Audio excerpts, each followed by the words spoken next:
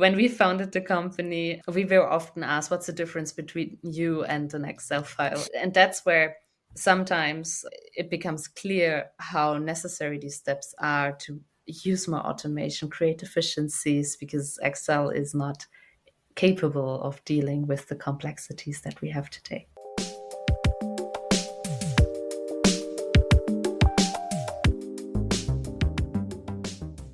Hello and welcome to the latest edition of our Sustainability Perspectives podcast, where we explore some of the key packaging sustainability questions with a range of thought leaders from the packaging industry. And today we're taking a look at packaging data, which is key as the basis for ensuring compliance with PR, the PPWR and more. But obviously there's the question, how can companies get their data ready and make sure they're on the right track while chasing these goals? So I'm very pleased today to have with me to discuss this Vivian Loftin, who is co-founder at Resider. So welcome Vivian. Thank you for being on the podcast today. It's great to have you here. Hi, thanks for inviting me, and I'm very happy to talk about this very important topic with you. Perfect. I look forward to it.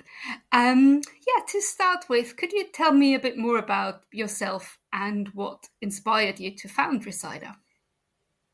Yes, happy to do that. So I'm from Germany. I grew up close to Frankfurt, studied something completely different. I studied international cultural and business studies. So I was always about getting in touch with people, communications, and working in that area. And then I found a very interesting project back in 2019 and met my co-founders, Anna and Chris, and we got in touch with different companies along the value chain of the packaging industry in that project. And they basically, I'm honest, it wasn't our idea. They gave us the idea for Resider.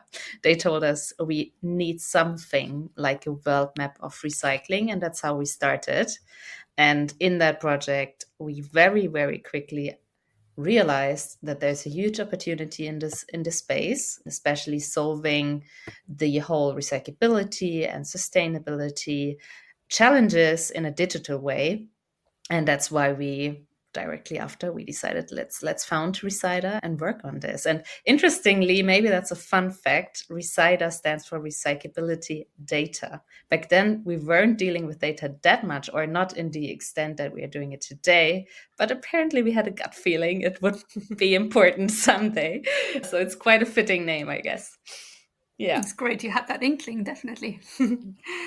And speaking of data, why would you say is it more important than ever today to collect and keep track of packaging data? Basically, there's a saying, data is power, and it's so true, also for the packaging industry, because in the end, data is also compliance. You cannot do a declaration of conformity without understanding what's behind your packaging specification. And that means you need to have the packaging data also as proof for whatever statements you're doing today and you're going to do in the future. Plus all the, basically the guidelines that are existent today and that are being published in the future for recyclability, for eco-modulation of EPR. They're all basically dictating what data we need, and they're getting super granular. So it's really more than just knowing, hey, I have X tons of plastic in that market. We really need to understand the details about our packaging. And then we can make the right decisions, and then we can make accurate reportings and avoid any fines or bans in the future.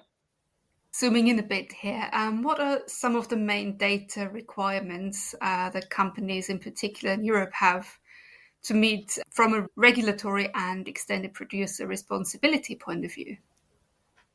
Yeah, I think that's one of the questions that many players in the industry have today, and it's not so easy to answer it. We, as Resider, we digitize the different recyclability guidelines that are out there. We digitize the whole EPR landscape, meaning the country-specific reporting requirements, and that is a way for us to understand what are the data attributes companies need to report on today, even though they're all asking for the same data points in different ways. So let's say color is one of the attributes that are necessary. Well, one might ask, is it transparent? The other guideline might ask, is it colored? The other guideline might ask, is it transparent blue? But in the end, it tells us you need the attribute color, and not just as a yes, no, but in more detail, right? So what color is it basically? So basically my answer to that question would be recyclability today and EPR today, all these guidelines, they basically dictate what data needs we have. Yeah, it sounds like there's a lot to think about, and that leads me to my next question, which is what sort of data gaps do you most commonly see in your day-to-day? Loads. So sometimes we have people talking to us and warning us that we do have a lot of gaps, and then we always try to calm them down and say that's standard today. That's the status quo. I haven't seen a company with 100% perfect data yet. Maybe you can prove me wrong, but it's a challenge for everyone. So some of the gaps is definitely, for example, the attribute of separability. So how are my components actually separated? Can they be separated by consumers or not? And how do I report that? Because it will make, or it even makes a difference today when you, for example, look at a new RAM recyclability methodology in the UK, separability plays a huge factor if you're red or amber in the end, or even green. So that's something that it wasn't often tracked in or managed in a structured way in the data that our customers have, as one example. And I wanted to zoom in a bit on the challenges that companies come across when dealing with data. And I'm also presuming that this might be different from if they're in different places in the value chain, for example, whether they're brand owner, packaging producers, converters, or retailers. There is definitely a difference between those, and challenges are even different for, like, let's say, brands.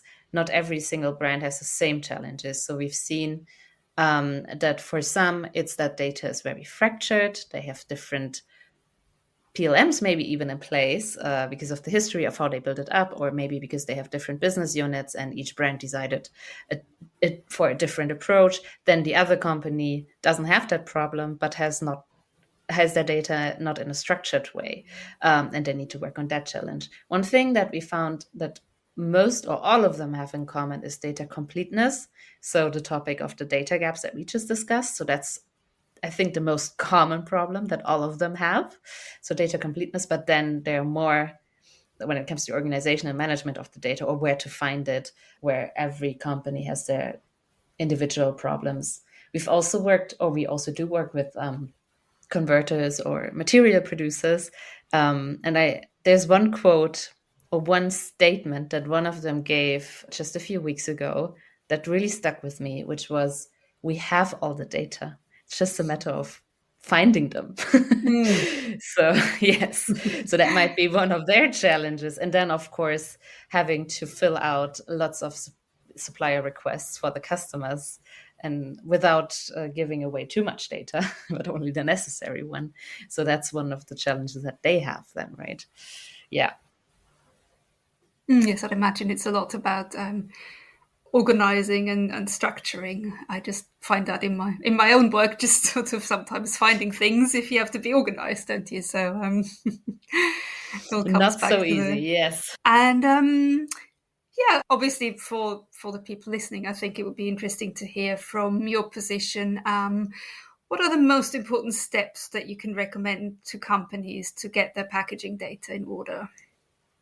Yeah, I think step one, recognizing that this is a very important topic, and not only recognizing this, but also understanding that this is not just a homework to do, but it needs to be seen as a data strategy and as a strategic pillar.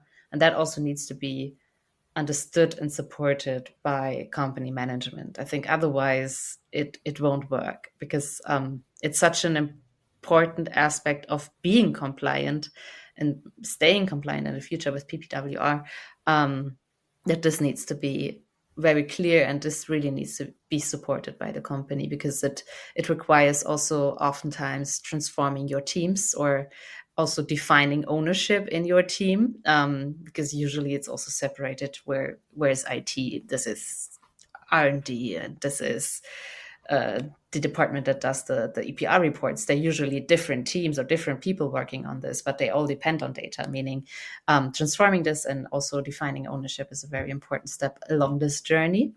And then when it comes, for example, to data collection, the way we go, or the way we also support customers when they start working with us, is that we first do a data gap analysis to understand where do they stand today. What are their problems? Is it structured data? Is it fragmented data? Data completeness. And then we also prioritize gaps, so they don't start trying to find 100% now, because that's maybe ideal, but not the best way forward. So really also identifying patterns, and helping them enrich data also in smart ways, without including suppliers, but also just working with heuristics and rules that they can implement themselves and enrich data in that way. And then, of course, also setting up structures of how to collect data with suppliers, but in a way that they don't annoy them, let's say 10 times in 6 months, but in one structured way that's going to work, and also help filling the gaps for these recyclability and EPR calculations and reportings. Yeah, but it's a journey. It really is a journey. And that, I think that needs to be clear as well, and needs to be recognized that step by step, this should be implemented. And there needs to be someone in the company really owning this topic and driving this topic.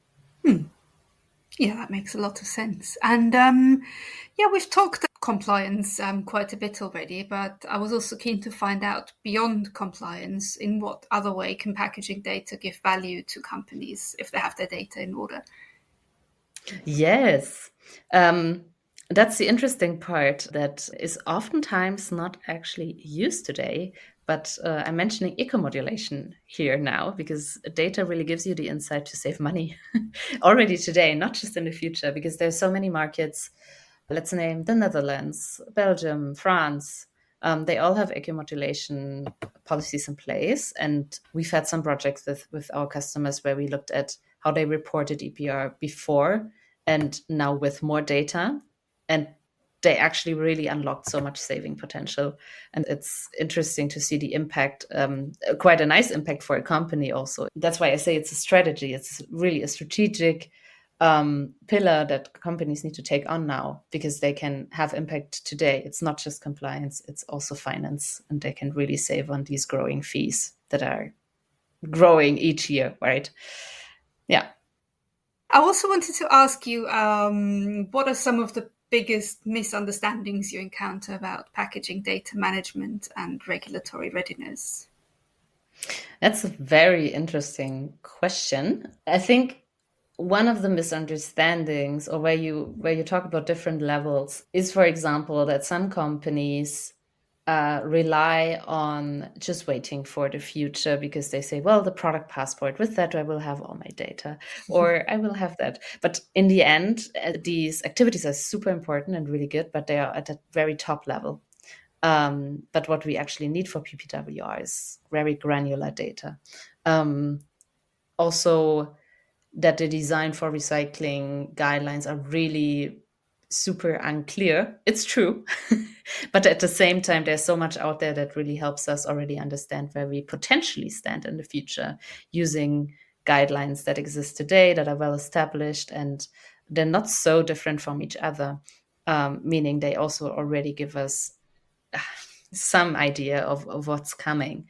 So I think this is sometimes misunderstandings that I see out there. Also, mistaking digitalization with Excel files. When we founded the company, we were often asked, what's the difference between you and an Excel file? And that's where sometimes it becomes clear how necessary these steps are to use more automation, create efficiencies, because Excel is not capable of dealing with the complexities that we have today. Yeah. Yes, that makes a lot of sense. Thank you. And I wanted to wrap up our conversation by asking you, for the benefit of our listeners out there, if you could give one piece of advice on the subject of data to sustainability or packaging managers, or indeed anybody else who might be dealing with this, what would it be? Yeah, my recommendation for anyone starting this whole journey would be not do it alone, but to, well, first of all, talk to each other. There are lots of summits, conferences, and the whole industry is in this together. Talking also to suppliers very openly and building up this journey. I described before a few steps that I would recommend doing, and I think you should get started by identifying what you actually need, where you stand today, and then building it up. And my main recommendation is start now. If you haven't, start now. It's time. And yeah, of course, also welcome to speak to me, to speak to my team. We do this with our customers to support them along this journey because we know it's a very complex one. And yeah, we're happy to consult on this as well, of course. Great, thank you, Vivian. Yeah, that brings us to the end of our conversation today. Hopefully that was useful to our listeners, and I found it very insightful as well. So yeah, thank you very much for being on the podcast today. Thank you, Elizabeth. And yeah, thank you for the nice and interesting conversation. Thank you. And as always, a quick note to our listeners, make sure you subscribe to our podcast so you don't miss out on any of the latest episodes. Thank you very much.